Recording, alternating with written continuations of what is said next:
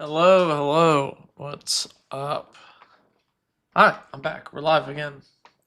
This time, Patron deck reviews for real this time. Uh, yeah. Gonna just do a couple. I don't know how many I'm gonna do today. Maybe I'll do some more later this week. It kind of depends. I got a lot of video to work on. But I wanted to get a couple of decks reviewed.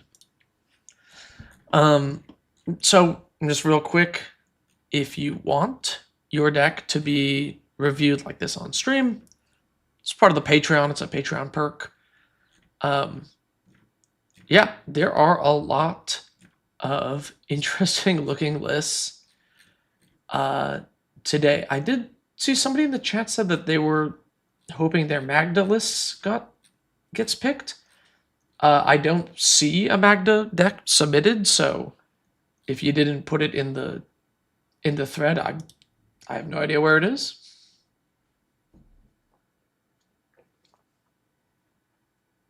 And nothing.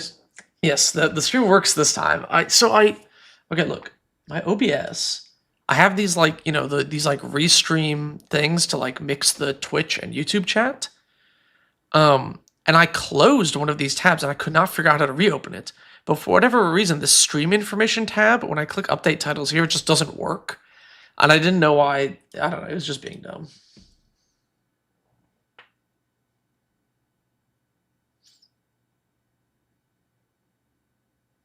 Me and my inconsistent stream schedule.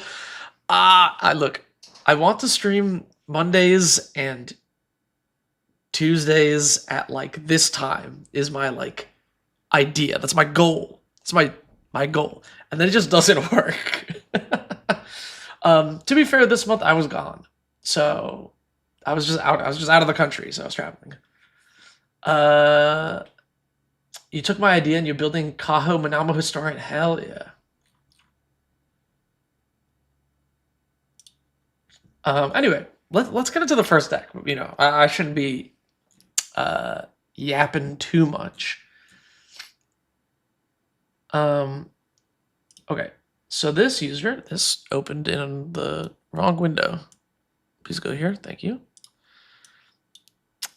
Error happened. Wait, is Architect down? Wait a second. Was it just that deck or is Architect dead? It was just that deck. Okay, well, I apologize to the user who submitted their Mr. House list. It's gone. This deck is gone. I will let them know. All right, that was quick. Let's do another one.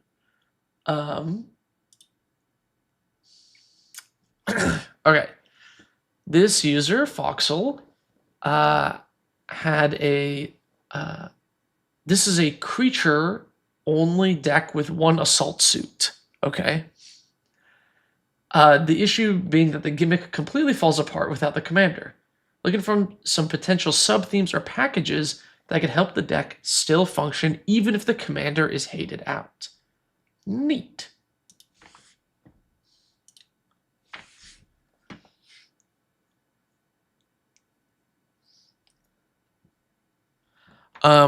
Let's see.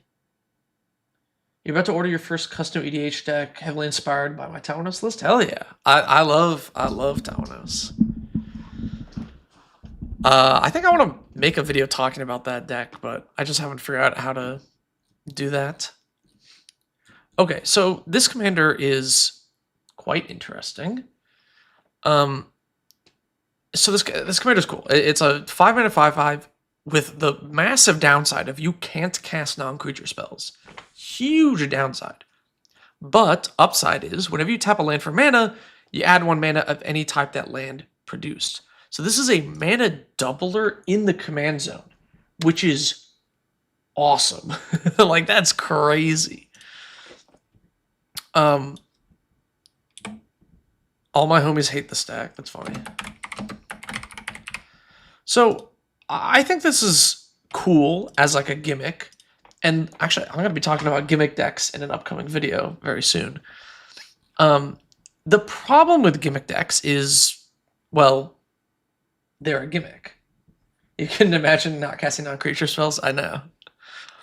The problem is, like, gimmick decks skew one way, so they're focused on one thing, and as soon as something happens to make that one thing not work very well, the deck, like, collapses.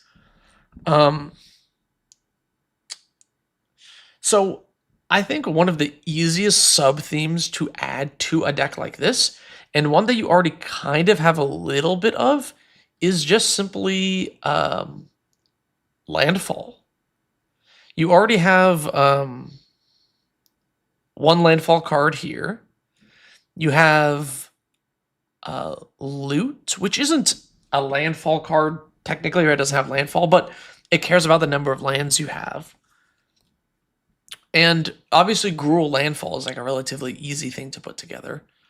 So we could add some additional landfall cards, which could allow you to kind of do things like that. So if I, let me just add to the sideboard. Oh man, what's like that? Mono green Omnath goes hard here. Yeah, but you don't need more mana. This deck already produces enough mana. It's like Brood something. It's like a dragon with landfall. Nesting Dragon. Yeah, this is a really sweet landfall card that I think is a lot of fun.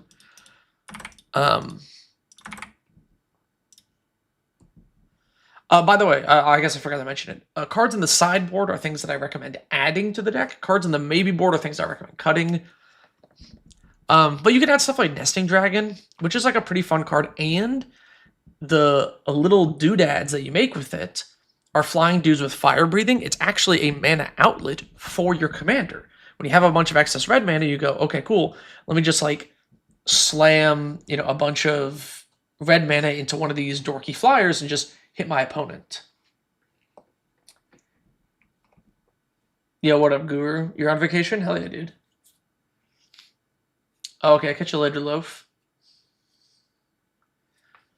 So that's like one option, right? Is we can go like a landfall theme, and it also lets us add more activated ability type stuff, like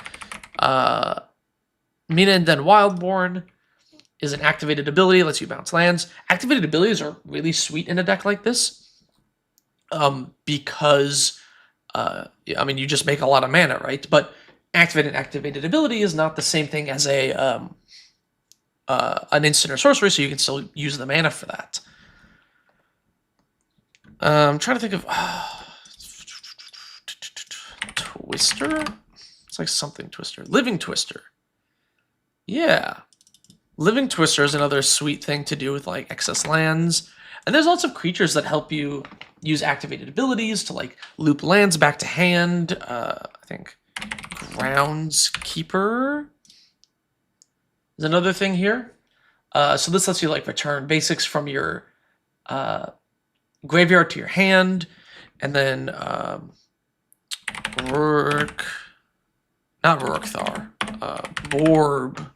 Borborygmos Enraged lets you discard those lands.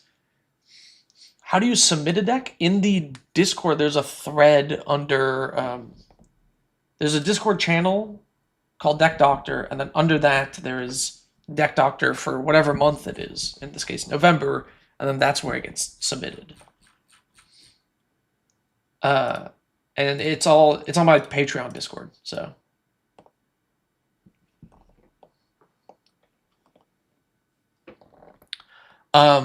So like activated abilities like this are really sweet. So you can play like Borborygmos and Groundskeeper, and then just like lightning bolt people a bunch.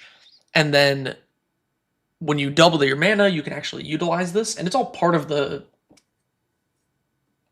sub theme of like lands. And I think that's a really great like theme to add. It lets you get some more instant speed play in action out of your deck with these activated abilities, which normally you don't get from just playing creatures. I think in the description of this, there should be a link to the Discord. Oh, sorry, not a link to the Discord, a link to the Patreon, which then links you to the Discord. Yeah, what up, Samuel? All right, that is going to be it for that list.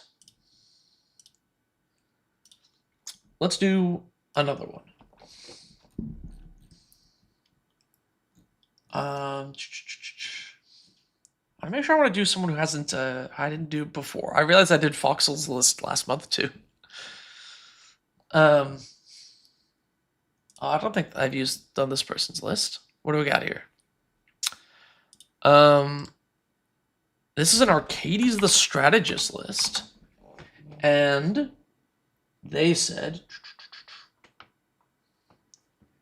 Arcades the Strategist, you're trying to turn into lands matter using gates and hold the gates as the main way to pump up your walls.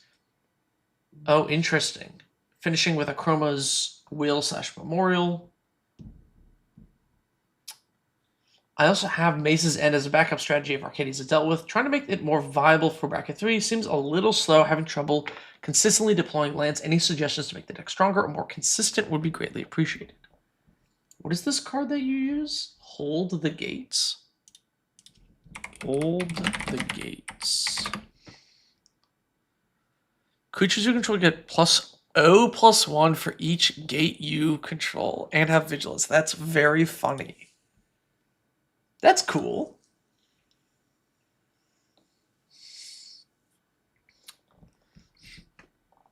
Can I look at your Eldrazi list once you submit it? Maybe. I just kind of picked these sort of at random, not technically at random. Just gonna put that one out there. If you have like an interesting specific problem with it, I try to give everyone a chance. But yeah, you know, I'll give it a look. Okay, Arcades the Strategist. This is a commander that's usually very one note, so turning it into a lands matters deck I think is also pretty sweet. Let me just port it over to Architect real quick. I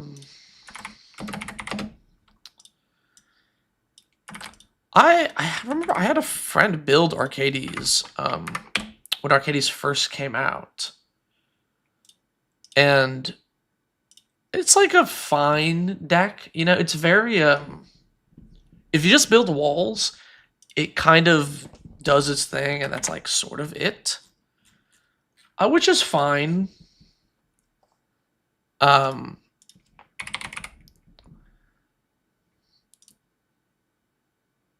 It's fine, but it's like, you know, it can get very boring. Again, I feel like Arcades is also kind of a gimmick deck. This is my third revision. Yes, this is the third revision of how I've handled the Patron deck reviews, yes. Well, because, like, it was originally everybody who submitted always got their deck reviewed. But, like, I ran out of time. I did, like, 100 in 1 month, and I didn't have time for that. I have to make the videos. And then it was like a randomized thing. But apparently that's against Patreon's, like, rules. You can't actually have like gambling, quote unquote. So I had to change it again, and now it's just like people submit their decks and suggest the problems with it, and like that's kind of it. And if I find it interesting, I'll look at it.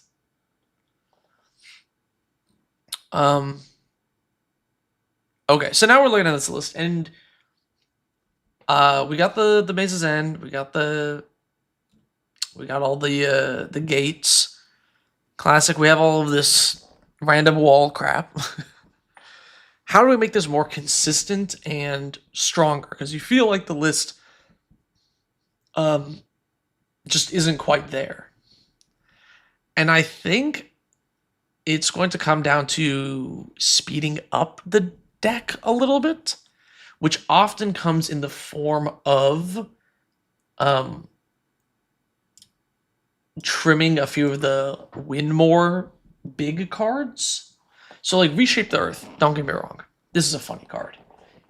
And I know it can in theory like win you the game, but like golly, this card is 9 mana. So if you submit Bauble Tribal in different colors every month, you're guaranteed to get in. I don't know if that's exactly how it works. Then you're just building decks I've built. If we Shape the Earth is 9 mana, I know we're in green. I know we got some ramp, but like, Last March of the Ents at least draws cards. And this deck it draws like 1 billion cards. Also, it is 8 mana instead of 9, which doesn't feel like that much, but it is cheaper. Also, this like actually I think will literally win you the game if you resolve Last March. I think Reshape might not. What else do we have in here that's probably cuttable? I mean, all the creatures are just going to be like goofy walls, right? Like, there's nothing in here that does anything.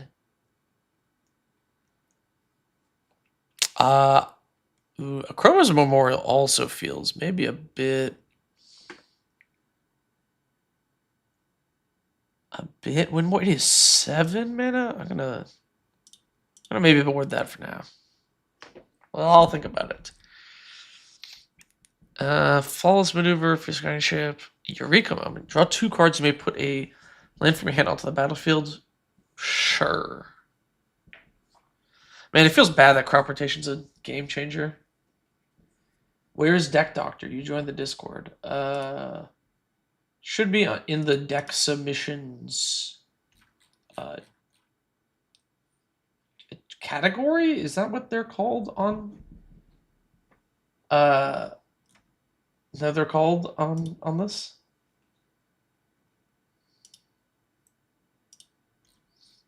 I don't know what to call that on Discord. Sections, categories. I don't know if that makes any sense. You never resolved Last March of the Ents and then found a way to lose. Exactly. This card's like, I mean, this card's unbeatable. It's also uncounterable. It wins you the game. I want to find like a third thing to maybe cut, but everything kind of does what it needs to. I'll leave these, maybe Wargate. Oh, I guess this lets you search up Maze's End, so Wargate's probably fine. Slaughter the Strong, Shapeshift, Dust, Dawn. Oh, Broken Bonds, sure. Okay. I think these are all probably fine. It's really just going to be like trimming stuff like this. A lot of times speed comes from like your card velocity, but you have a lot of card draw. It could be like, maybe you just want like what is the name of that, the guy in Legacy that is like crop rotation on a creature. I think he's an elf.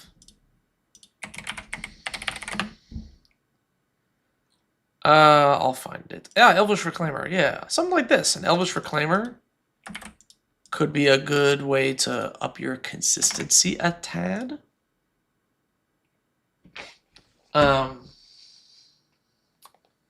This is the first deck of the stream? No, this is the second deck of the stream. You don't see that tab?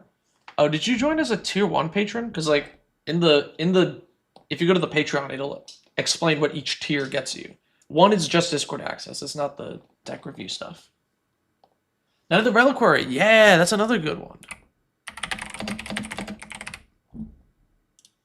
Yeah, I think these effects. I know they're not walls. I know they're not walls, but I do think that they will increase the consistency of your list by quite a bit. I think this is probably my cuts, because here's the thing about Reshape the Earth, is like it's like 1 billion mana, and you still have to like untap with the Maze's End because it enters tapped, correct? Enters tapped. So it's like really slow, really telegraphed win. And in Chroma's Memorial, like it's like cool in theory to like make your walls like have all these like keywords or whatever.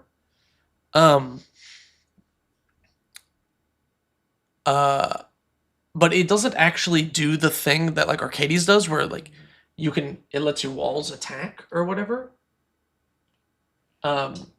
So because it doesn't let you attack with your walls, it's kind of like an awkward card to play.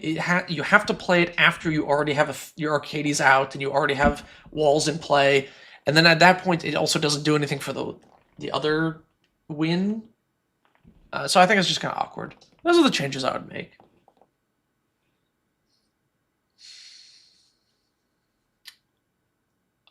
If we have all of these, there's a strip mine that might be a nice addition to the lands toolbox.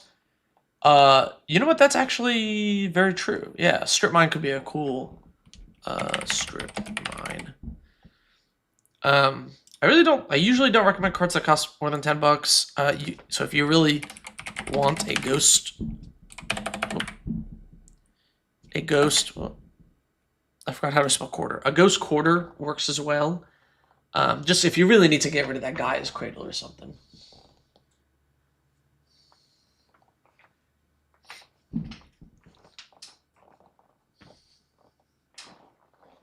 Foxel, I have to explain the Patron every time, because then people start trying to like paste deck lists into like the YouTube chat and then go like, oh, you just take any deck list, but it's like this is an advertisement for the Patreon. That's what these are. Like, it's a perk that, you know, I hope people enjoy and think is cool. But like the reason it's on stream is an advertisement for the Patreon. But yeah, I like this Arcades list a lot. I think that it's cool that you added this extra sub theme. Okay, let us move on to another list. Gotta keep up a good pace here. Okay, now this person, who I tried to click on their deck earlier, they like reposted it or something, and I was able to actually find their list. So now I have the deck. All right, so Mr. House, neat commander. It does some interesting stuff by OYMUGHRABI. Interesting.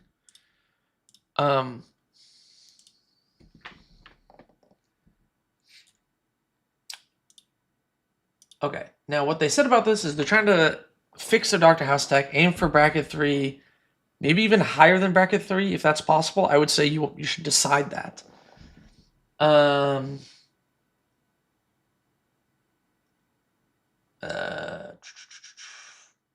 Struggling with win rate, you want a lot of interaction and removal, since that's something your usual pot lacks. I think the best win condition is to control the board, assemble combo pieces, Clock of Omens, yada yada. Okay. So we're a like combo control deck. Interesting. Okay, so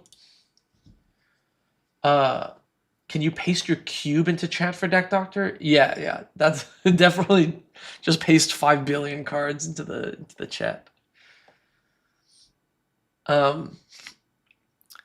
Okay, so we're looking at like a combo control deck, right? We're a Clock of Omens combo deck. I thought this would like show me combos or some crap.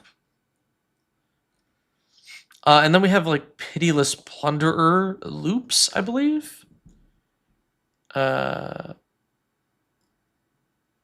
not. I guess maybe you've changed the list since you wrote that post. Okay. Regardless, we're combo control with Mr. House. Now, here's the thing about Mr. House. When you roll a 4 or higher, you make like a 3/3 robo, and if you roll a 6 or higher instead, you make that and a treasure. And then he lets you like roll a dice, and then if you spend treasures, you can like roll extra dice. So the cool thing about the House as like a control commander is if you hold up all your interaction and pass the turn and you don't have to spend it, you can spend money on House to roll a 6-sided dice and then make a robot potentially, right? What is a cube? Oh, a cube is like a custom draft that you make. So it's like 360 or like 500 cards or whatever, and then of your choosing, and then you shuffle them up and you divide them into piles of 15 and you draft them with your friends as if you're doing a draft with packs. That's what a cube is. It's pretty cool. It's fun. I have one. I just never really get to use it, but yeah. If you subscribe to the Patreon now, are you able to get your decks looked at on stream? I don't know. I guess if I have time, if I feel like it. I don't want to. My problem is I don't want to say yes and like commit to things because I'm on a schedule and I'm trying to stick to that schedule. So like tentatively, yes, I guess, depending on how quickly I get through these.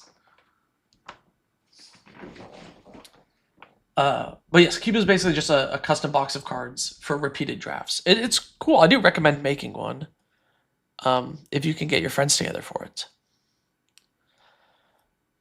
So House is like fine as a control commander, which bodes well for this being a control deck. My initial thoughts is I don't think we have enough card draw to do what you want to do. Yeah, that's my main thing that I feel like we're missing is just card draw. If you want to build a control deck, you gotta be drawing cards. And I just am not seeing much card draw. All right, we have Insatiable Avarice, which is a draw 3. Painful Truths is a draw 3.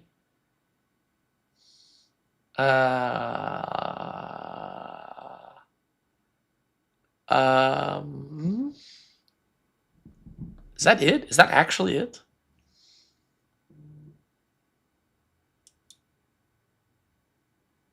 Is that literally all the card draw? Morbid Opportunist. Okay, hold up. What does Lightfoot Rogue do? Does not draw cards.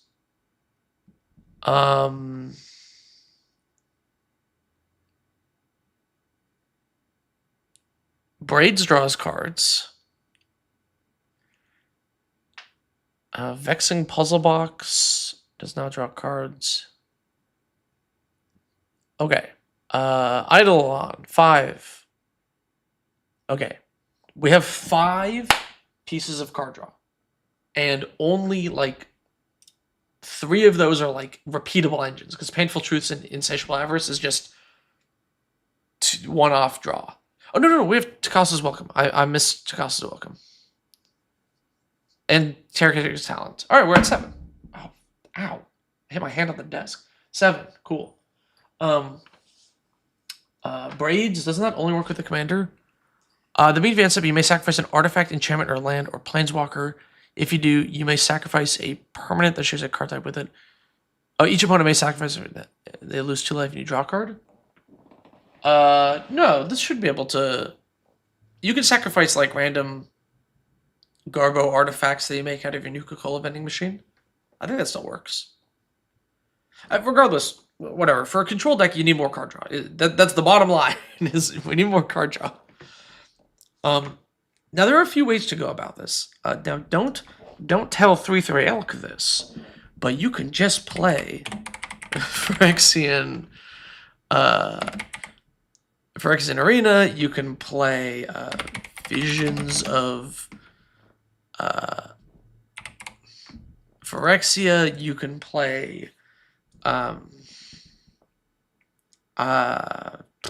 don't know, name another one of those effects. Trinket is a very busy mage. I've yeah. I've made some slight mistakes in terms of obligations for this month. Anyway, you can just add like engines like this.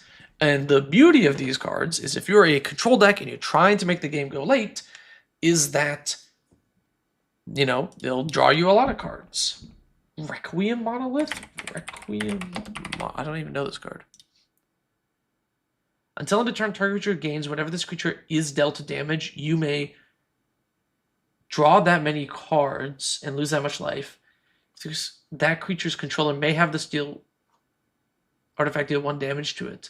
What the hell? This is a cool card. You just subscribed, can't find the Discord. You have to go to your settings in Patreon and link your Discord account to your Patreon account. Greed just works. Although, almost always better is going to be Erebos, God of the Dead.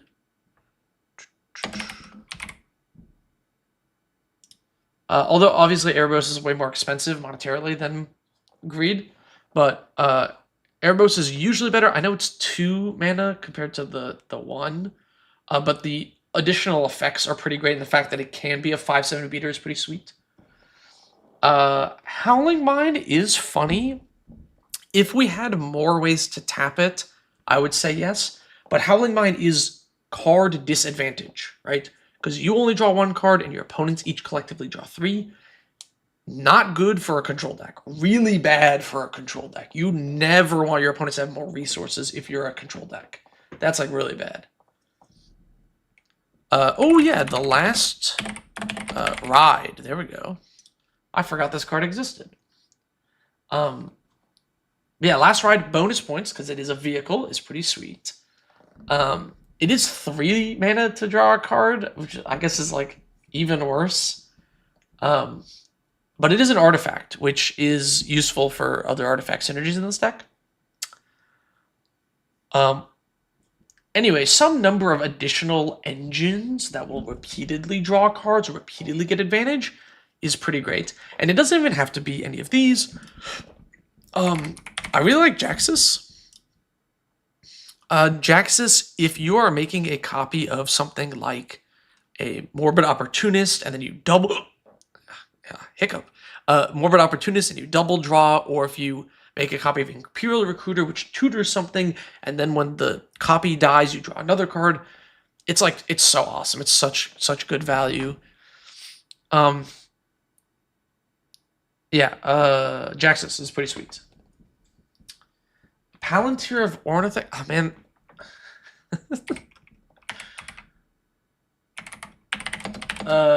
This card is like, I feel like people are way too high on this card.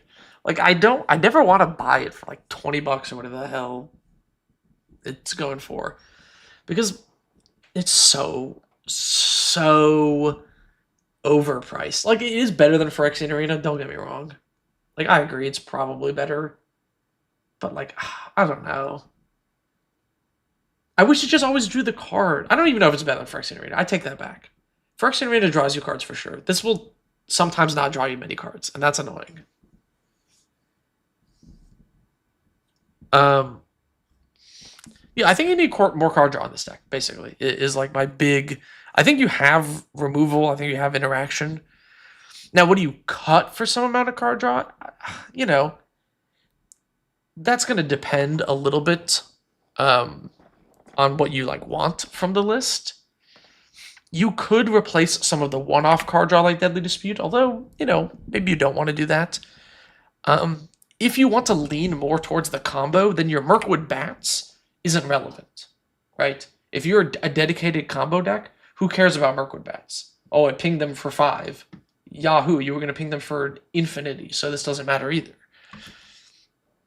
So that could be one thing to cut if you are want to lean heavier onto the combo. Honestly, Smuggler's Share, I think this is a new player trap card. This card sucks. If your opponents just pay attention and don't let you gain resources for free, then this card's bad. And if you play against good opponents, this card's bad. If you play against bad opponents, you should win anyway. You don't need this card. You never buy, you just fire up the printer. I mean, look, hey, I'm all for proxies. If you want to proxy it, go ahead.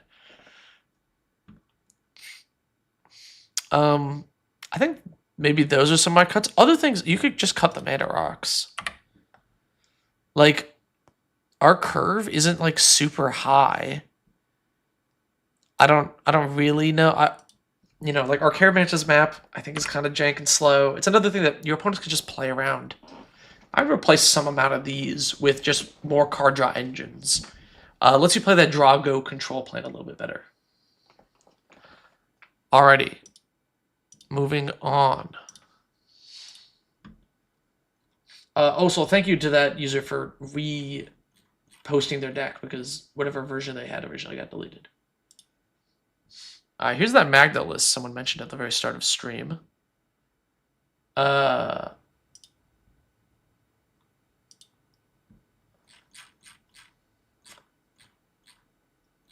Did they? Oh, I missed what they said about the deck.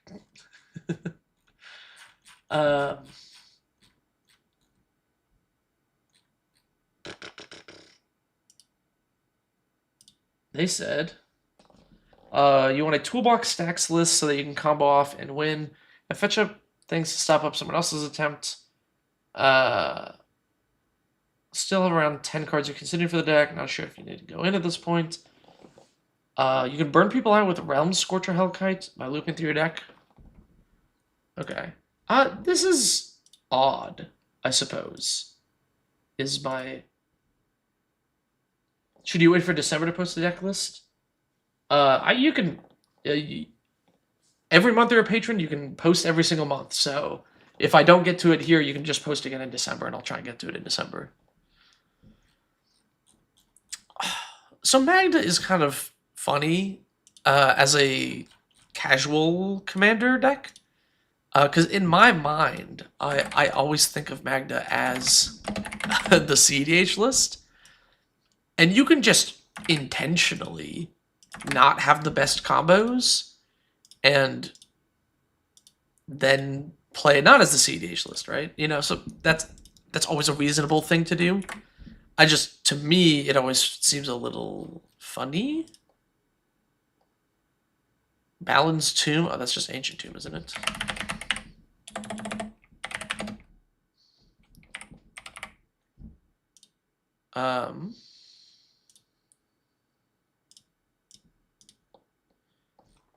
And then I need to grab Magda, make it the commander real quick.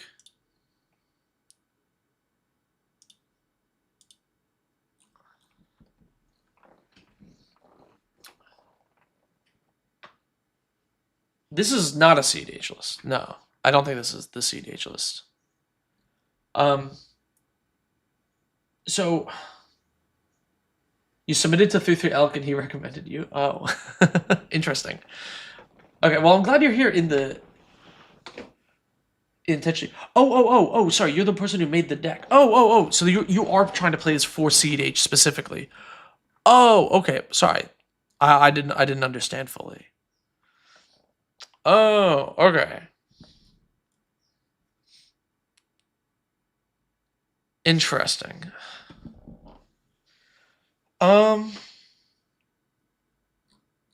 Now I gotta think back to the last couple times I played against Magda.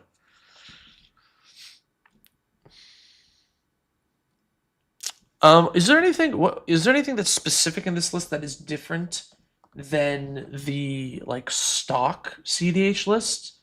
Or is this like pretty close? Gaia Reach Sanitarium's kind of funny.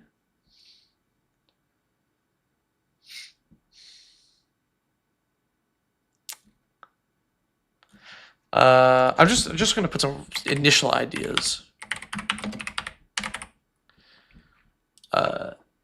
This is just a card is on front of mind for cEDH as Redirect Lightning because it's quite good.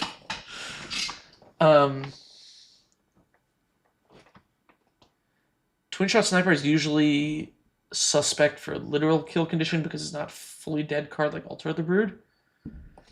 Ooh, that's true.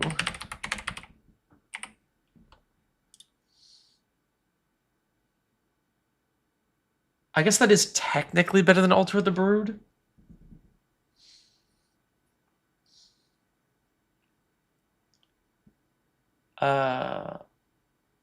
Wait, when Twin Shot enters the battlefield, it deals 2 damage.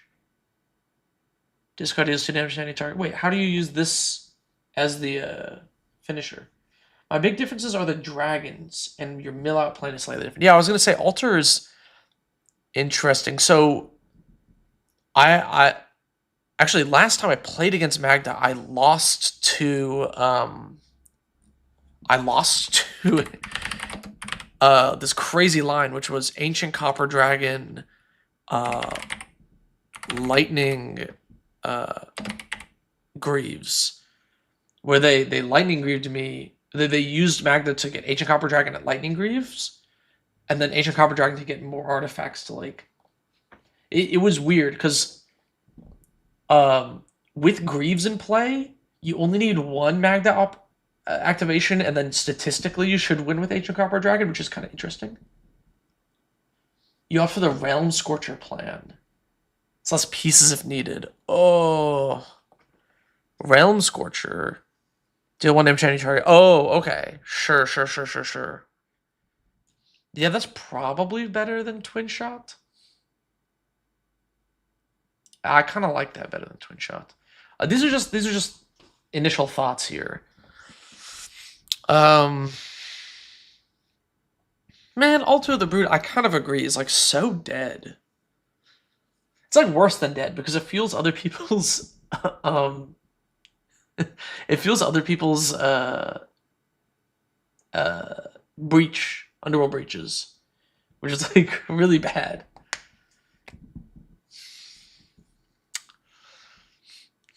Pyrokinesis, you may exile a red card, for damage, right? Item Switcher seems like a pretty terrible card. Twin Shot is at least bad removal.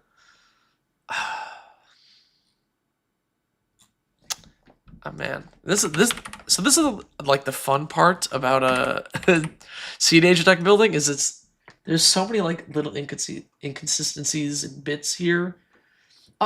Sorry, what is the actual Twin Shot line?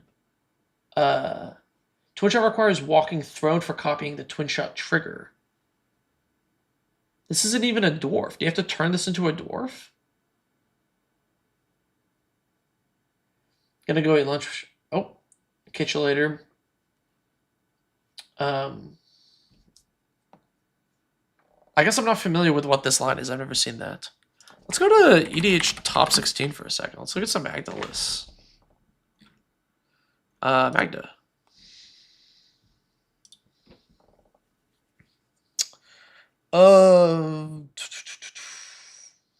February 1st, October 26th. That's pretty recent. Oh, this is from Fishbowl. Let's take a look at this Fishbowl list. What did they get? Second place? That's pretty good. Okay, so they're on Tezzeret. I'm kind of curious what lines that they have. Knuckles? The hell? Oh. Interesting. They're running Battered Golem. Is that normal? I guess that is normal. You look to drop Altar the Brood and then combo with Magda Clock Omen. Right, like that works. I get that. Like I understand the Altar the Brood line. Are you running Magus? You gotta be running Magus of the Moon, right? Yeah.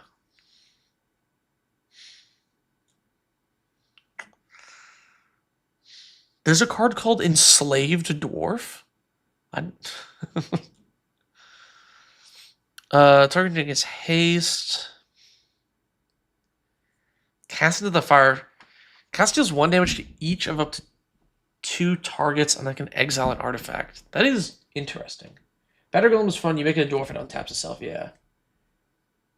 Is it possible to make a bad Magda list, or is the card too strong? It's pretty hard to make a bad Magda list.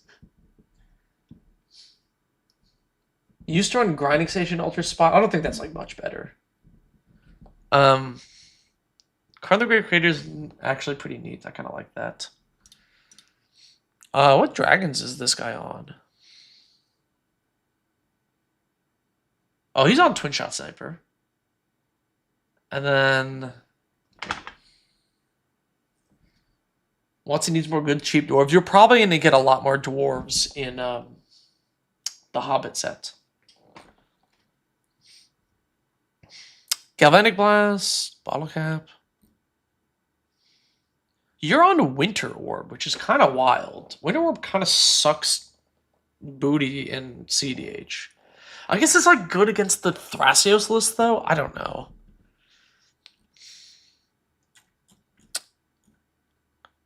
Because I think that's the non-standard thing. Because I don't think people are actually on Winter Orb these days. Um, you get Gold Spin and Bootlegger Stash. Oh, Magda's good in your Jolene deck. Yeah, I mean Magda's great in the 99 of so many lists. It's crazy. Oh, this guy's running a very similar creature package here. I guess people are just on Knuckles. I want to see if anyone else is on Winter Orb, because I feel like Winter Orb is just not good in the current meta. How do I choose what decks to review? No rhyme or reason. It's just something, if the deck vaguely looks interesting, or if the problem, sometimes it's if they seem to have a problem with the deck that looks easy to solve and then I can quickly do it on stream, that is a big indicator. If you have like a one sentence like, I'm looking for more removal, and then I can just suggest some removal pieces, that is a really good way to get your deck reviewed. Yeah, Knuckles is interesting.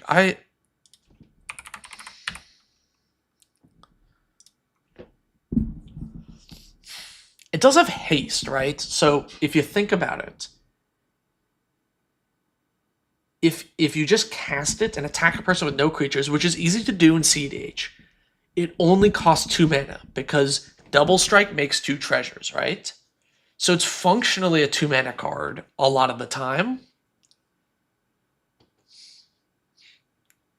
The win the game clause maybe is technically possible if you like instant speed, like I don't know. I guess if you played Emergent Zone, you could flash in stuff. What if you add more lands and interaction? Oh, sorry. Wait, you stream? Yeah, I stream. I got like lots of streams. I just haven't streamed much this month. I do. It is actually. I mean, look, this person put Knuckles in their deck and they got second place at Fishbowl, which is a huge tournament. So it can't be that bad of an inclusion. Dude, I don't know. I love Stacks as much as the next guy, but I actually just don't think Winter Orb is very good in cEDH. Too many mana rocks, too much fast mana.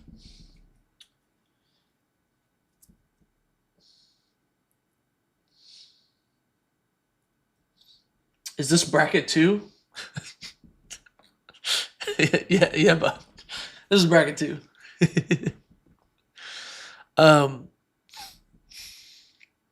Sorry, I don't know if you were joking. If that was a genuine question, no, this is bracket 5. I actually really like the Ancient Copper Dragon line, but maybe that's like too jank. It's just funny that I lost to it literally. So.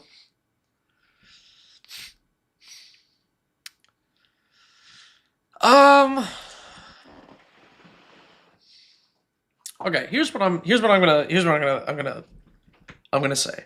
After your maybe board is Zao the Moonslayer. Interesting card. I don't think he's good enough for cEDH. Knuckles, probably good enough. Platinum Angel, nah. Redirect Lightning, probably yes. Ricochet Trap, no, that card sucks. Astronaut's Transmogrant, I do think that card is very good. In this deck, not in any other deck at all.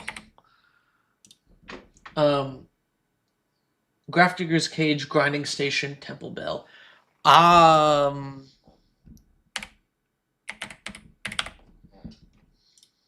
Okay. All right. Here's my thoughts here.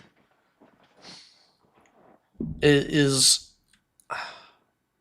love Winter Orb. I love Winter Orb. It's one of my favorite Magic cards. This card I do not think is good in cEDH. If we look at the meta, like the problem is Stacks is only good against like Turbo. It traditionally is good against Turbo, right? But like this pile beats Stacks. This pile 100% beats Stacks. Kinnan destroys Winter Orb, right? Because the mana dorks all tap for like double.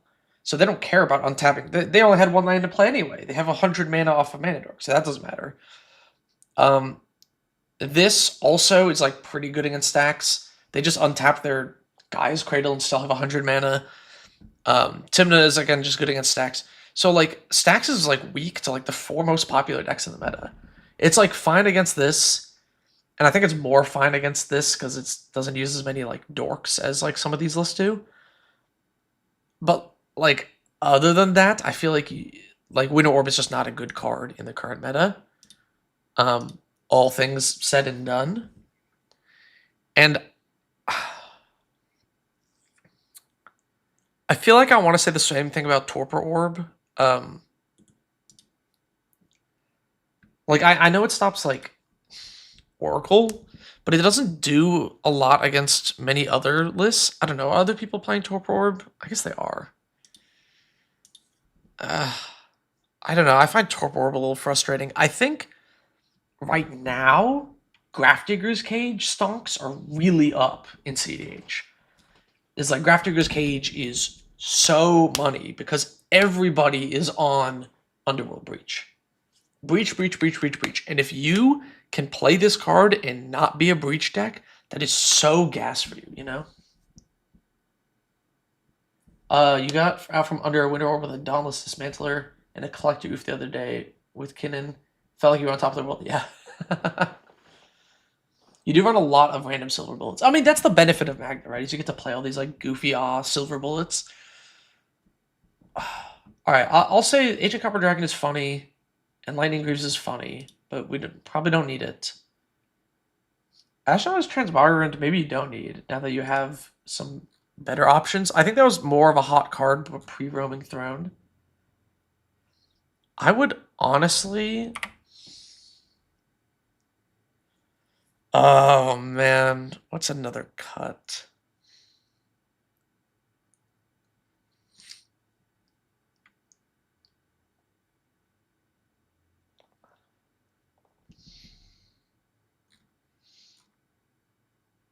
I want to say Cast into Fire. I want to like suggest these as changes. Grafdigger's does stop creatures, but artifacts still come in from the deck. Yeah, it can be a little awkward in this list, but like there's like enough ways around it that I think you're fine, and it's such a good card. Like this card is so powerful against so many decks. It is like so good. I think. Oops, I meant to just remove this. I feel like I want to suggest these changes. I think Alter is like a giga dead card by itself, which is really bad for a list like this. You really don't want too many dead cards. Cast into Fire, I get the thought where you're like, I'm gonna exile the One Ring, which is very good. But like outside of that, it's like a 2-drop. It's not killing enough creatures, I think, to make it worth it. And I think Winter Orb is just not good in the current meta. And then I would probably suggest these 3 ads. Now, I want to preface this big asterisk. I don't play Magda in cEDH. I'm not like a big Magda head. I've played against the deck many times. I have some friends that play the deck. I've played against it a bunch of times. So, this is from the perspective of I'm on the other side of the table, and I see these cards as being very threatening, and these ones as not being very threatening. So that's my thought. Otherwise, I think this is a really cool list, and good luck in your cEDH plays. Hopefully some of these suggestions helped. Grafdigger's cEDH turns off your entire... Oh, no. It doesn't stop the artifacts, though, right? Am I crazy? Yeah, you can win with just artifacts in this deck.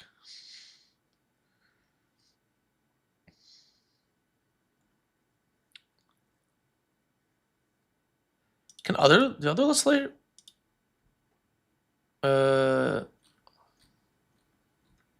I mean, yeah, other Magda lists are running Grafdigger's Cage. It's not crazy. Okay. Alright, I'm going to be moving on to another deck here. Oh my god, it's already 11.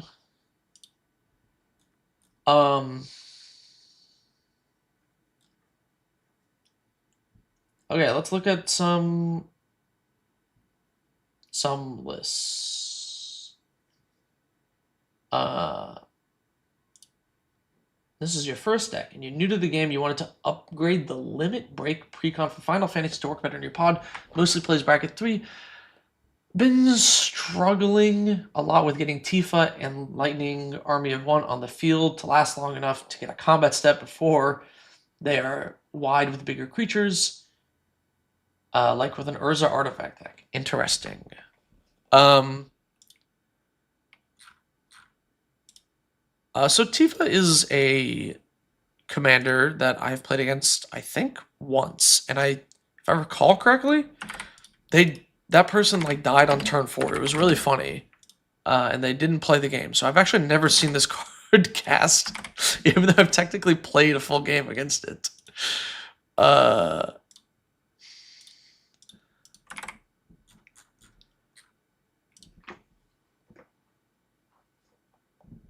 Pico Hammer did not show up.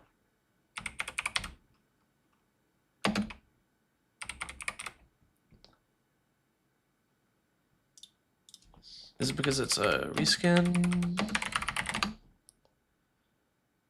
Oh, it's Hammer of Nizam. Got it.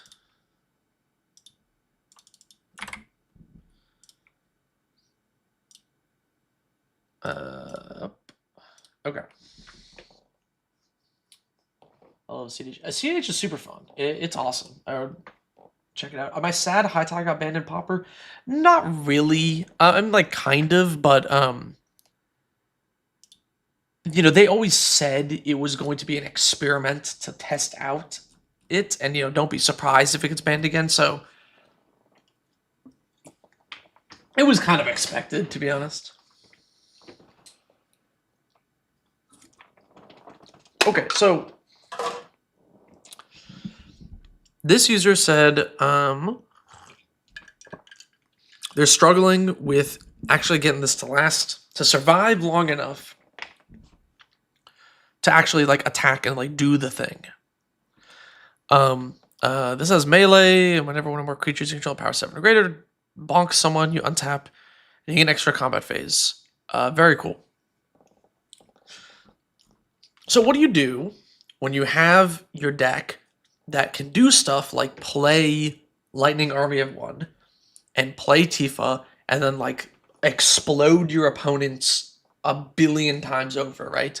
Because like obviously your opponents have a very, you know, high priority interest in not letting you have Lightning and Tifa on the battlefield, because otherwise they will lose. They'll take 1,000 damage and the game's over. So what do you do, right? Like, how do you actually solve this problem? There are a couple of solutions that I'm going to suggest, and then, you know, you can kind of take it in whatever direction you see fit. So the first solution is to play more value cards and play your threats later, right? So, for example, here's a card, Professional Facebreaker. Was it already in the list? Oh, it is. I never recognize the non-original art sometimes. Okay, I need to think of a second card. Toski, Bearer of Secrets. Okay, Toski, Bearer of Secrets. This is a value piece, right? It's like an indestructible 1/1. It has to attack every turn. One of your creatures hits someone, you draw a card.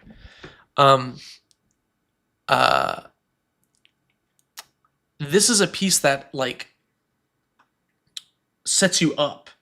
When you play this, you play, you know, some random thing that can attack.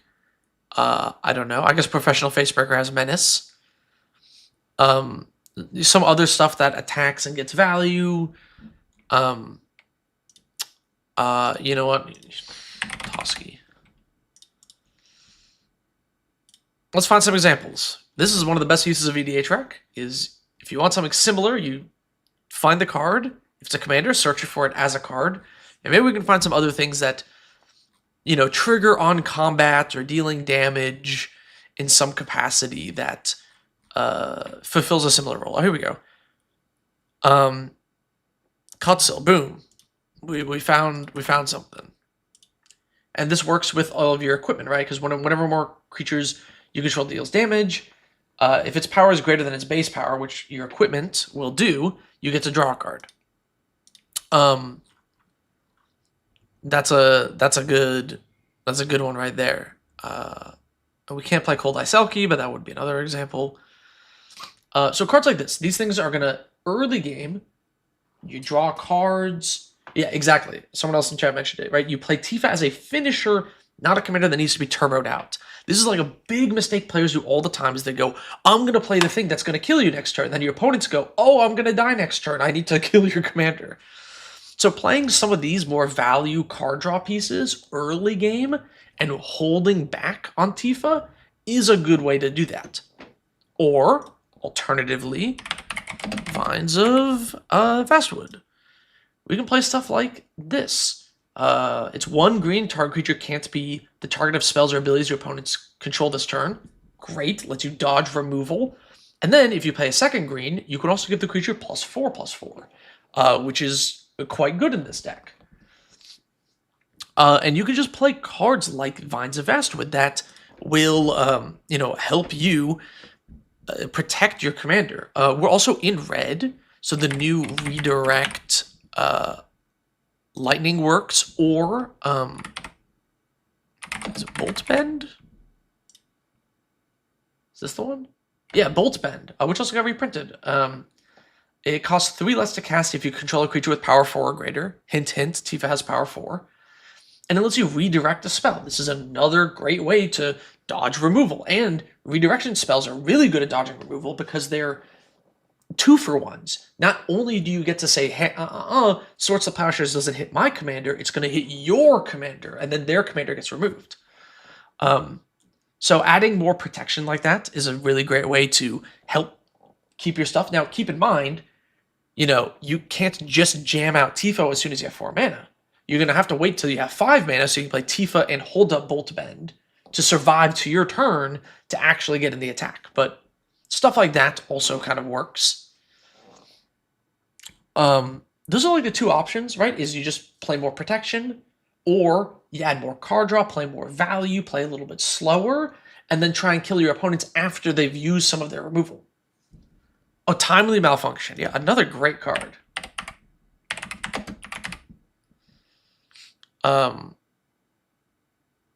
Is it Untimely Malfunction? Right? This one lets you blow up an artifact or redirect a spell.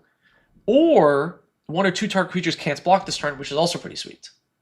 Return the Favor or Will's Reversal. Yes, other great suggestions. Return the Favor is a... This card's another banger, because it lets you copy activated abilities or triggered abilities, which is kind of neat. Not many cards actually let you do that. And they can redirect, they can actually do both, which is pretty sweet. All of these, great suggestions.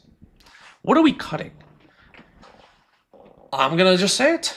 I've said it many times before, but who gives a crap about ramp?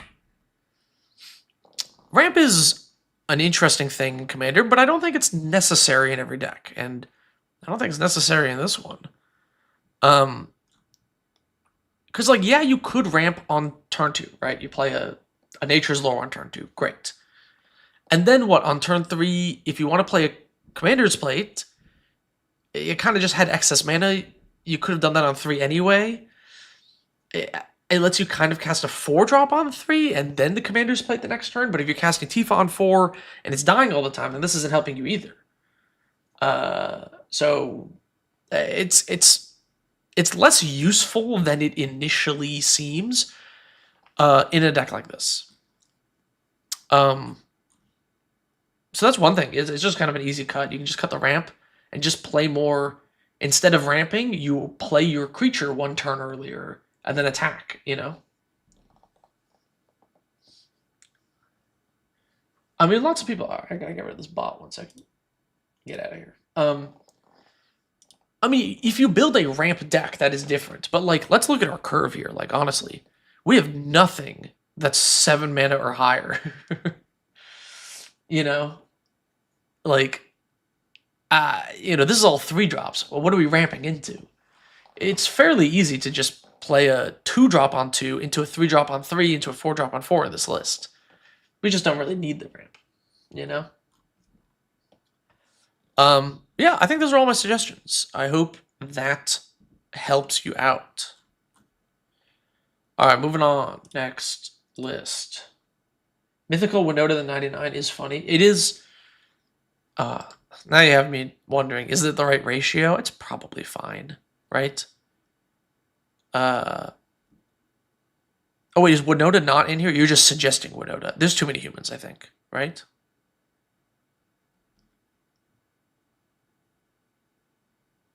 I don't think you need Winota. All right. Let's look at another list. Oh my god.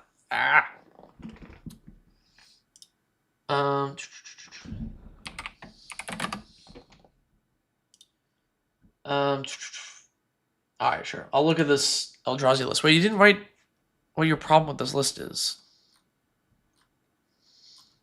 I love yapping about Eldrazi lists because my critiques of them are usually relatively similar. Because a lot of them end up kind of being the same. Not that that's like a particularly bad thing. I don't mean to like be insulting in that capacity. It's just a lot of them fall for the same traps. Answer the call. Answer the call. I hate these reskin things. They're very annoying. It's just a second name for a card. Is Reflecting Pool is what the other one was, right? Yes, Reflecting Pool. Okay.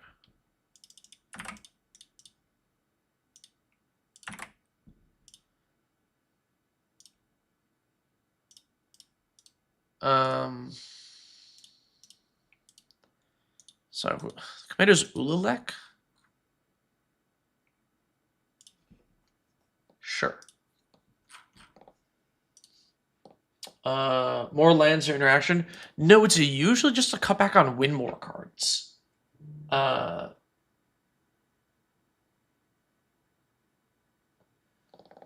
I'll catch you later, Foxel. Good luck.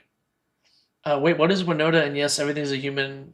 I mean, that's not. No. You don't need a Winota. Winota's like it's this.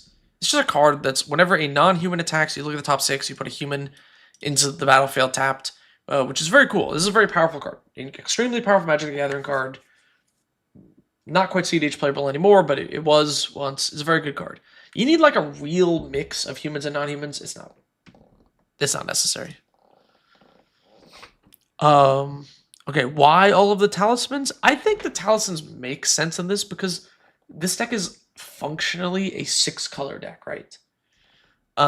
Because you got all the colors, but then you need colorless too, so like they make sense. I think those are fine. Just because it's hard to get that type of color fixing from the mana base. If you're like a normal 2 or 3 color deck, like you don't actually need talismans for color fixing. You can just make a good mana base. But in this deck, it's a little trickier because you're like a 6-color list basically. Also, Eldrazi decks actually care about ramp because they're trying to play like a billion mana worth of cards. So ramp actually means something in this list, So I think the talismans are fine. I don't know. This just looks like a Ululek list. Am I missing something? Did this user leave the chat?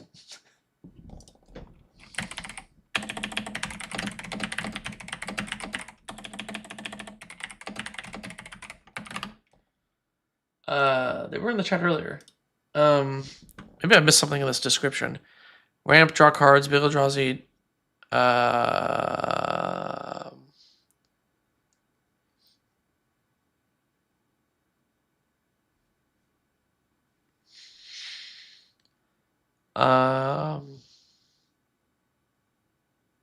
don't know. Shouldn't stuff like Rugged Prairie be good? I don't know, maybe. What does Rugged Prairie do? Rugged Prairie. Yes, actually, the filter lands are quite good in this. Could probably cut the basics. Like, I don't know what this basic force is for. Could add more filter lands. Filter lands could be good. Am I going one by one or picking interesting ones? I'm just picking interesting ones. I just thought this one would be fast to be on. Oh, you just thinking of in general improvements for this list? I mean, if you just want to like poop out big Eldrazi, totally doable, totally fine to do. I personally think Echoes of Eternity is like one of the most win more nothing cards ever. It's like Eldrazi already should be like winning the game for you. You don't need to like make 2 Kozileks or double the triggers or whatever to do them. This is like, it's just so slow. It's so greedy. I hate this card. But one thing that I find interesting that Eldrazi decks never actually do, like they never do this, is they always just try and like hard cast the. This is something Ulalek lists never do. Is they always try and hard cast the Eldrazi. Now, in the past, when Eldrazi were properly colorless, you had to hard cast the Eldrazi, right? Because you didn't really have a good way to do it. But if we're playing all the colors, like, we can just cheat, right? Right, like, we can just play natural order. I guess you have to sack a green creature for natural order. What's another freaking dramatic entrance? Here we go. We can play dramatic entrance. Oh, it only puts green creatures into play. Oh, all right, well, now I'm realizing why they don't play this list. That card. Here we go. Quicksilver Amulet. I know you don't get the cast triggers. I understand that. But yeah, you know, you can still like slam the big things into play and attack with them. It's kind of neat. I don't know why people just never do that. I don't know. I guess it's because you really want the cast trigger. I'm not really sure. Eternity Elevator is nice. 37 lands seems a bit low. I do think, yeah, maybe. But you want to win more. I'm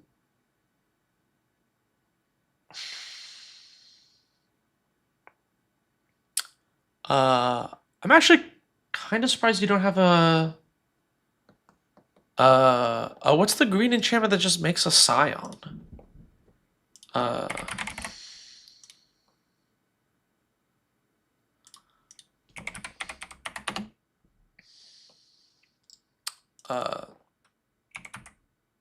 don't know how to spell Scion. Awaken Zone. Yeah, I really like Awaken Zone in decks like this. Let's see what happens with the show. The show and tell's funny. Last March of the Ents, isn't there? Oh, we have Last March of the Ents. True. I guess that works. What else is a good one? I guess you could play Through the Breach. This is a classic, right? Just Through the Breach to get the Annihilation, which is pretty funny. Malevolent, no, yeah, Awakening Zone. I like Awakening Zone. I think it's quite good with a deck like this. In terms of what to cut, I don't know, man. Whatever your heart desires.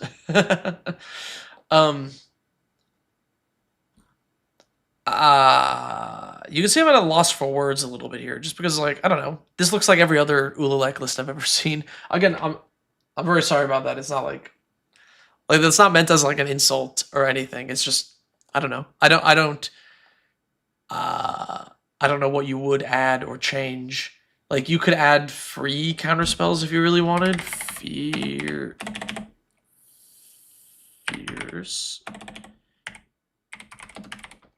Fierce Guardianship is like a good Magic the Gathering card, I suppose. I guess I'm confused with the reason for. This is gonna sound weird, but like, what is the reason you're asking me for advice? Like, if you want the deck to be stronger, I mean, like, you just add like fast mana, right? Right? Like, we're missing Mana Vault, we're missing Mox Diamond, you know, all the stuff that lets you just like cheese out things a little faster. You know, you're already in bracket 4, right? We have 4 game changers, so, or 5 game changers, right? So you might as well just add all the fast mana. I think we're missing Ancient Tomb, right?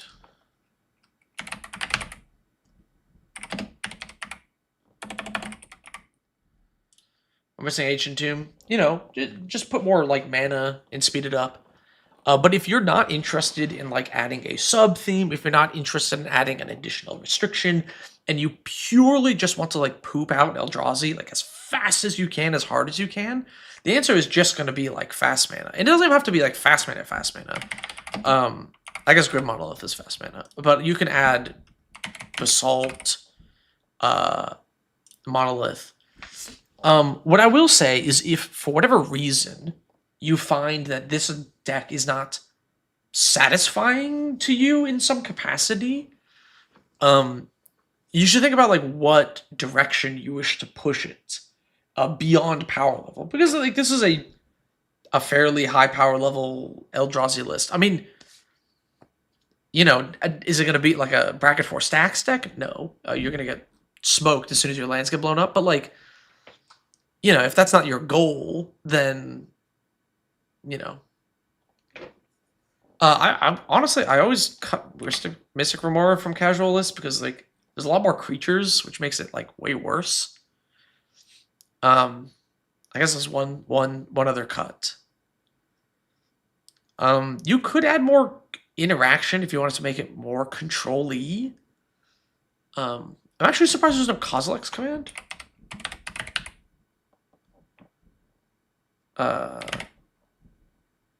Oh, the Galta that dumps your hand? Was that Stampede Tyrant? That's funny. You do miss out on the casters, but it is funny to dump your hand in this deck. A triple green is maybe a little awkward. This is the first deck you've built, and you're wondering what you thought you might. I mean, I really like. I'm really not trying to. I want to stress, if you love this deck, that is awesome, and I appreciate that I'm your favorite MTG YouTuber. I guess like, yeah, my question is like, what problem do you want me to solve with this deck?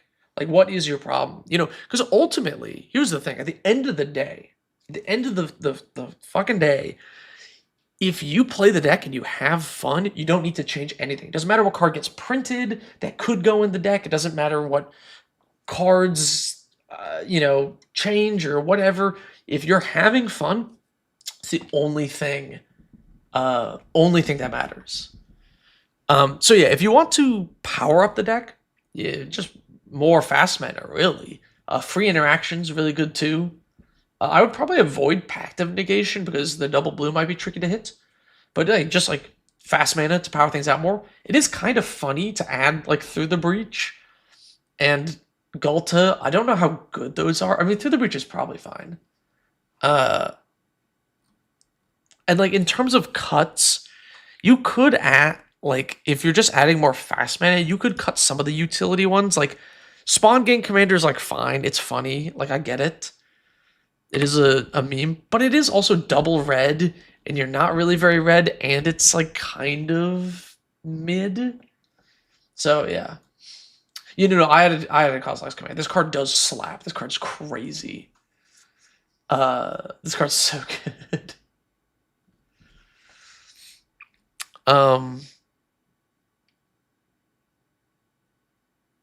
Yeah, I think those are my thoughts on your Eldrazi list. I really want to stress, like, it is.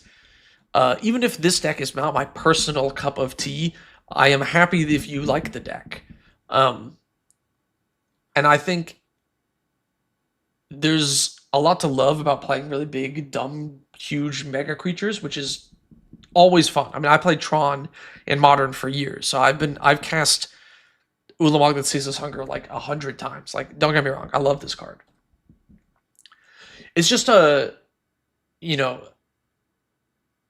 come back to me and resubmit the list when you feel like you found something about the list that like annoys you or that you wish it had specifically. You know what I'm saying?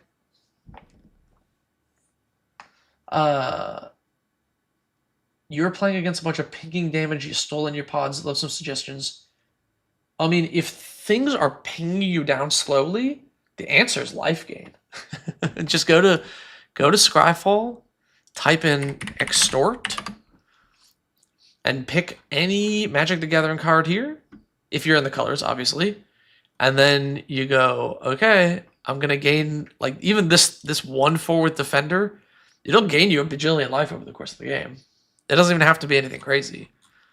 But yeah, just like life gain. If you're getting chipped down by like little dings, just gain life. If they can't do big chunks of damage to you, incremental life gain will save you from what they do.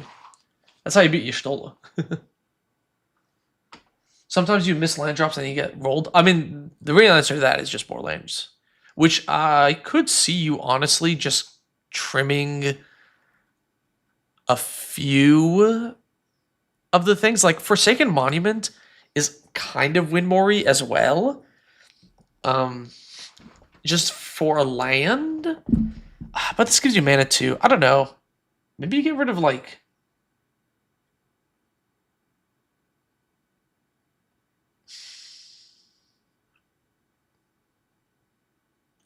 I don't know. Maybe you get rid of one more of the small ones. Like this thing, the kicker is kind of awkward. And it is kind of only okay. Because it just bounces a creature. It's not like hard removal. Exiling an artifact is like pretty neat. But like you have lots of ways. Like Worldbreaker I think does this better and you don't ramp into it. So you could like also cut some of these for like lands. Should be like 38 with... Yeah, I mean, I feel like maybe at least one more land, maybe two would be like pretty good. Because you know, it's not like you're running cantrips to smooth out your draw. Also, that's another thing that Awakening Zone will help with. It's like kind of like hitting a land drop every turn. Kind of. Alright. I'm going to move on to another list. Oh my god, it's already like 11:30. Let's see how many more decks I can actually get done here. Oh.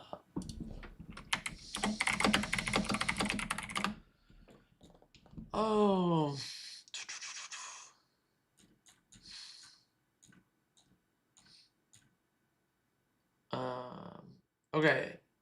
This is your Azorius Foretell Sway of the Stars deck. I think I need help fine-tuning the balance between draw counters, removal, ramp. I've gotten so close to winning, but it feels slightly off. Not very many Renox, because I'm not trying to accelerate the sway, but control the board while you build up resources. I have so many board wipes. The Sway of the Stars, bruh.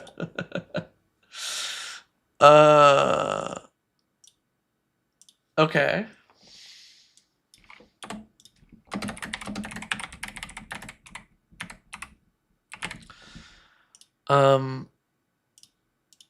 Okay, so Sway of the Stars is it certainly is a Magic the Gathering card. I'll say that.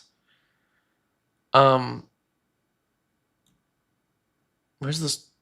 Oh, why is the sorcery over here? Anyway, the way Sway of the Stars works is everyone shuffles their hand, graveyard, and permanents they own into their library, then draws 7 cards, and then everyone's life total goes to 7. At least Sway the Stars isn't a game changer anymore. I kind of wish it was. This card, I hate this card. It is funny to build around though. Have I done a error mix? I have not covered an error mix list yet. No. Okay. So oh, we're playing World Purge 2. Return all permanents to their owner's hand. Each player chooses 7 cards in their hand that shuffles the rest into the library and empty all mana pools. This one's like arguably worse because you can't even float mana. Like with Sway the Stars, if you make... I bonked the mic, my bad. If you make infinite mana with Sway the Stars, you can use it to like combo further and like chain into a bunch of stuff. World Purge doesn't let you do that because you empty the mana pools. Okay, anyway. So we're like, Azorius stacks with Sway the Stars. And the commander is... the first card you foretell each turn is free. Whenever you exile one or more cards from your hand and or opponents on the battlefield, you make a spirit. I feel like I wish there was more of an explanation for this deck, because I don't know what the hell we're trying to do. Are we plotting stuff so we can bypass World Purge? Is that the plan? Is the plan that we cast plot cards so we can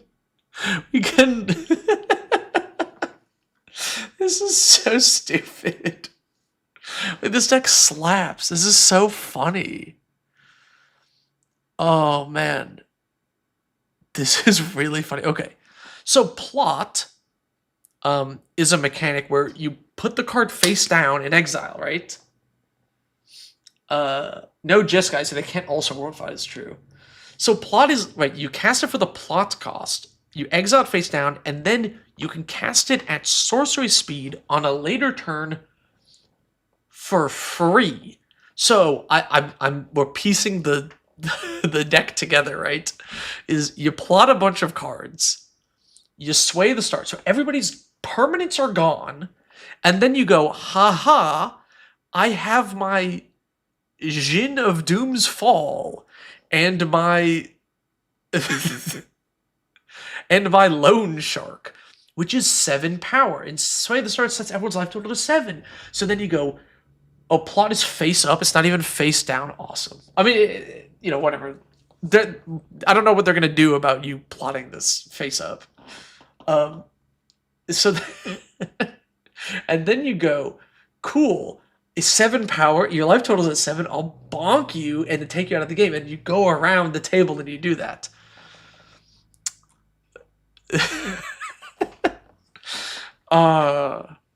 Man, this is very funny. And then this is the first card you foretell each turn costs 0 because you can foretell. The problem with foretell is like you pay 2 to foretell it face down. You still have to pay mana to like flip it up, right? It's not free. So it's not like plot where you're doing this for free, which is it's so stupid.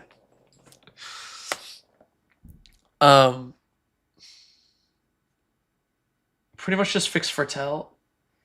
Yeah. You won with this deck last night. It was really funny. Oh, okay. Here's my question, because you're in the chat. Am I missing something about foretell? You have to pay the mana. So, like, if you foretell your Augury Raven, and then you World Purge, it's not like you can actually cast the Raven, right? Like, I feel like the foretell thing isn't... Like, I'm not sure why... It's pretty rare that I do this on these, but why is this even your commander for this deck? I feel like there's always options. The Jace from OTJ, they do have the Jace from OTJ, so you can plot anything. You pay the first foretell cost 0. The first card you foretell each turn is 0. Yeah, but if you... Right. No, I get that. But if I World Purge away Rainier, how am I going to recast it? Like, I still have to spend 4 mana on this doofus. That's my concern. Is what are we doing? Sorry, you submitted this last week in more detail. It's okay. You're in the chat, so I can ask you questions. I don't get why this is the commander.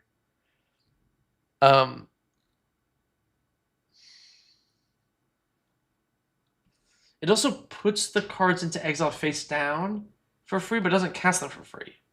Right, okay, yes. Yeah, the first card, it's just the face down part that's free. I just don't... Okay. I think we should look for a different commander. I think we should actually look for a different commander. Like, you could just... Like, I feel like just Council of 4 is better. Just as, like, a way to, like, not die early game. Right? The plot stuff makes sense, because once you Sway the Stars, you cast all the plot stuff for free, and then you can just win the game the next turn, right? That I totally get. That's part of the combo. The foretell part, you're just not gonna have the mana, right? I think Council of 4 just like It's just better. Or will, and then you add some life gain, and then you can cast your Sway the Stars for like less mana. You should have some Ghost Sway type effects to dodge the World Purge. That works. Right? There's an anonymous Ashiok. Look at it. I thought this was Alex. You put Foretell free, doesn't let you cast for free. Yeah, okay. I want to suggest a different commander. If it's not too crazy. Honestly, Yorion kind of slaps, right? Yorion enters, you exile any number of non-land permanents you own. Come back to the next end step. You can Yorion, and then like blink your Yorion, and then wipe away your permanents, and then Sway the Stars, and then they'll all come back. That works too. You could just play Dragon Lord Ujitai as card advantage. Honestly, kind of a fun one. Yeah, Yorion saves you from World Purge, right? That's kind of cool. And then you add a little bit of blink stuff, or just a control card, just Ujitai, right? Or Vega the Watcher. Wait, why are we not playing Vega? Vega lets you draw a card every time you cast a plot spell. Or a Foretell card. Wait, is this in the deck? Wait, no, Vega 100% should at least be in the 99, right? Also, Kaikar, yeah, Kaikar works too.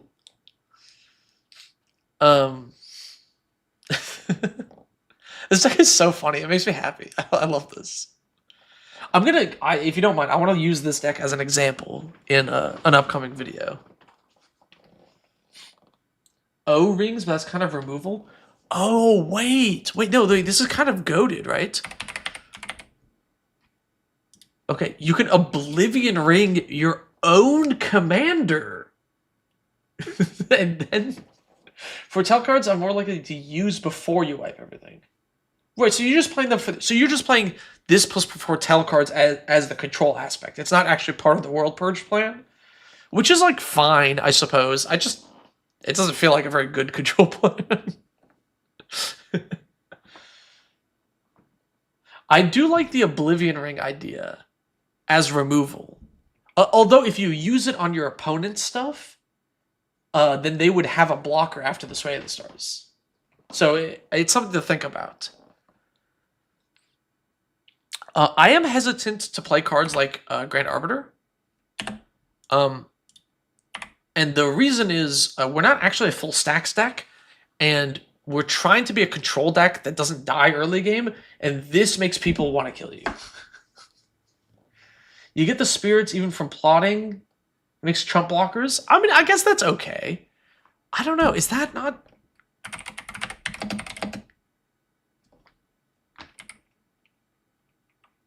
Isn't the Council Force still just better? I don't know. I see what you're saying. Regardless, I think you definitely need to add Vega the Watcher. Because this will just draw you an extra card when you cast any plotted or foretold thing. Foretold, right? Yeah, Arbiter gets you killed. I think this card just gets you killed. And you need to survive really long to make this plan actually work. Foil is so funny. Yo, chat, if you don't know Foil, it is the most budget Force of Will ever. You can discard an island and another card to cast it for free. So it's a 3-for-1. But it is a free counterspell. When you cut all the ramp from your deck, you didn't move the Soul Ring. Soul Ring is not the same as traditional ramp as it is fast mana. If you like the play patterns Soul Ring provides of like suddenly bursting you ahead and like letting you take over the game or whatever, you should leave it in. If you're just kind of playing it as generic ramp and you're not looking to like get way ahead of your opponents, cut the Soul Ring. It's up to you, really. 10th Doctor plus White Companion gives you access to World Fire and stuff to cheat in World Purge. I don't want to suggest adding a third color. I think that's like way too much hassle. That's like a whole deck overhaul. We're not going to do that. I think this is going to be the last deck of the stream. I'm not trying to get too crazy here. I do think Yorion could be a fine in the 99 card for this deck. Just in general, you have some other ETB type stuff. With like Loan Shark. Oh wait, does Loan Shark not do anything that wasn't plotted? No. Yeah, it can draw you cards. There's a couple other like neat things. Well, actually, do you have that many ETBs? Maybe you don't. Hydraulic Specimen's good. None of the White Orchid's good.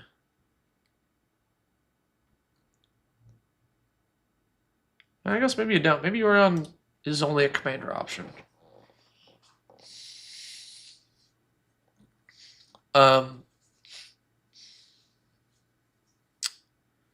What's a card I really like to help you survive as well?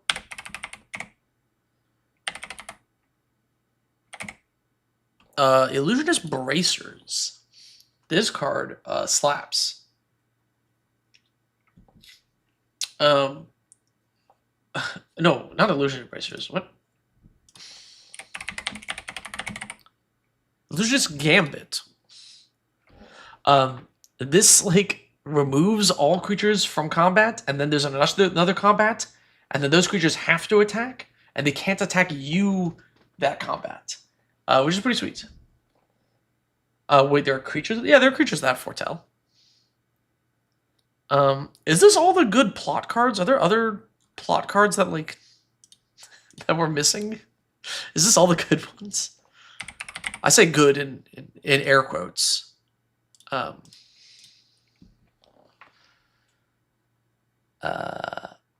I do like, I guess it is, yeah. I do like, some other people suggested suspend cards. Yeah, it's blue-white take the bait, really. I actually really like the idea of suspend cards in a list like this.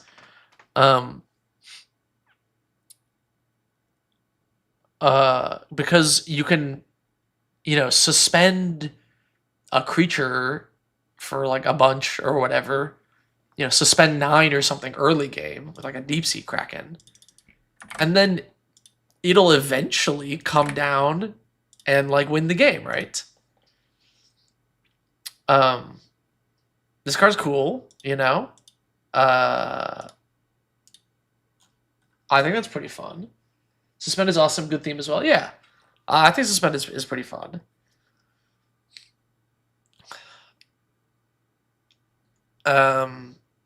If highest, this dude,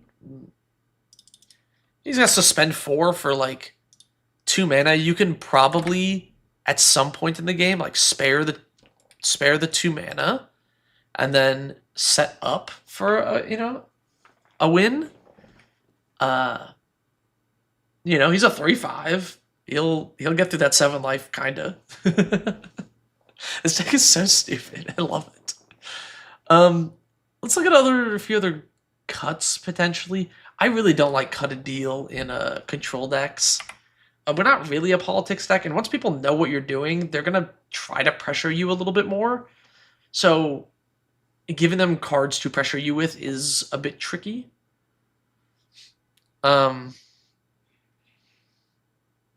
Honestly, you can just cut the Wayfarer's Bauble. Just for more other stuff. I think these are some pretty good changes. Love Ancestral Vision. Having that in hand is really nice. Inevitable Betrayal. Yeah, Inevitable Betrayal is really sweet here. Ancestral Vision is also a banger card. This is a funny deck. A Gift of Estates.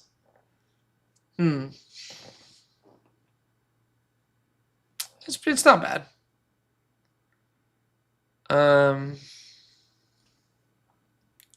Okay, I'm gonna say my big additions. O-Ring's probably a little jank.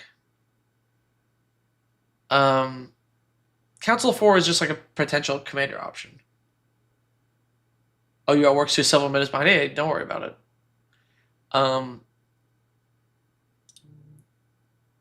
The big ads, I would say, would be like Vega the Watcher, so good in a list like this. Potentially commander option.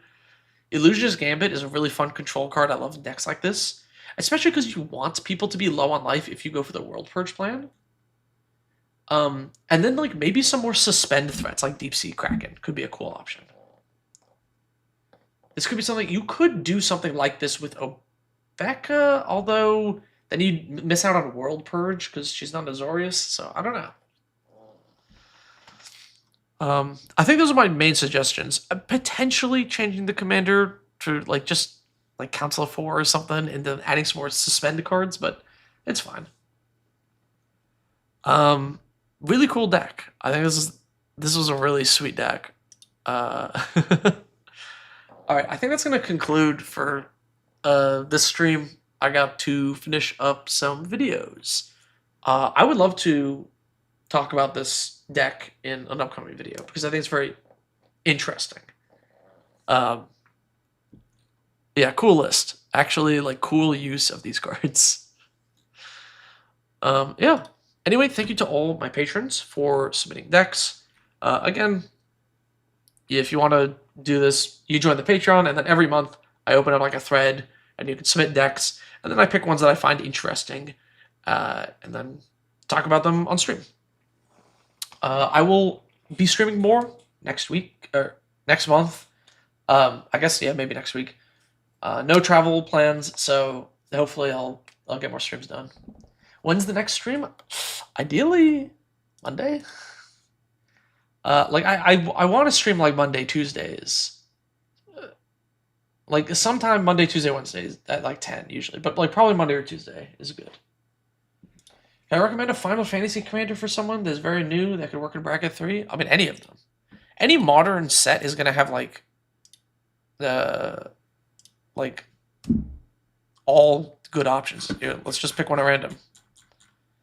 Bada bing, bada boom. Whenever another creature or artifact dies, put a counter on this. Cool. You can build like a Voltron deck, maybe with treasures. Feign the Broker is pretty sweet. Yeah, I mean any commander can work in bracket 3. Bracket 3 is not that crazy.